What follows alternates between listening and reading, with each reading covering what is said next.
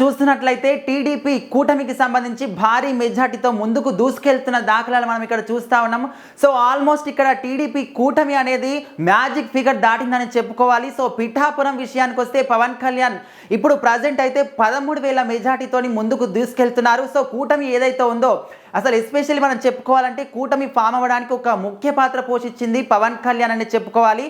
అటు BJP add అవ్వడం కావచ్చు, బీజేపీ మన కూటమిలో యాడ్ అవ్వడానికి కూడా ఒక ముఖ్య పాత్ర పోషించింది పవన్ కళ్యాణ్ అనే చెప్పుకోవచ్చు.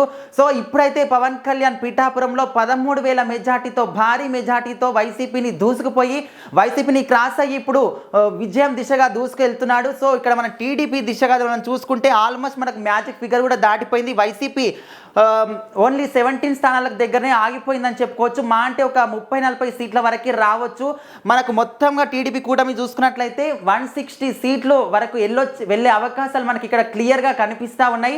సో ఎవరైతే టీడీపీ కూటమికి అగెన్స్ట్గా ఎవరైతే మాట్లాడారో వైసీపీ, జగన్మోహన్ రెడ్డి కావచ్చు, అందులో ఉన్న ఎమ్మెల్యేలు కావచ్చు, ప్రతి ఒక్కరు కూడా రీసెంట్గా మనం చూసుకున్నట్లయితే నగర నియోజకవర్గం సంబంధించి రోజా కూడా తిరుమల తిరుపతి దేవస్థానంకి వెళ్ళినప్పుడు ఈసారి కూడా ఖచ్చితంగా భారీ మెజార్టీతోటి జగన్మోహన్ రెడ్డి కుర్చీలో కూర్చుంటారు, నేను కూడా గెలుస్తానని చెప్పిన కొన్ని విషయాలు కూడా మనం చూసాము. సో ఇప్పుడు మొత్తం ఆ విషయాలకు కూడా క్లియర్ కట్గా వ్యతిరేకంగా మారిపోయారు ప్రజలందరూ కూడా అని చెప్పుకోవచ్చు.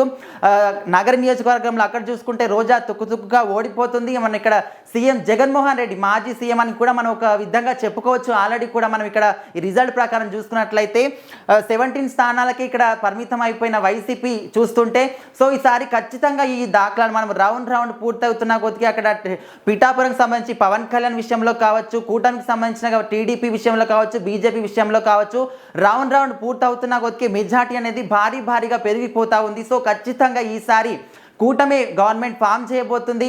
సీఎం చంద్రబాబు అవుతాడు. పవన్ కళ్యాణ్ ఒకవేళ భారీ మెజార్టీ వస్తే పవన్ కళ్యాణ్ డిప్యూటీ సీఎం ఇచ్చే అవకాశాలు కూడా కనిపిస్తున్నాయని కూడా చాలామంది అంటున్నారు.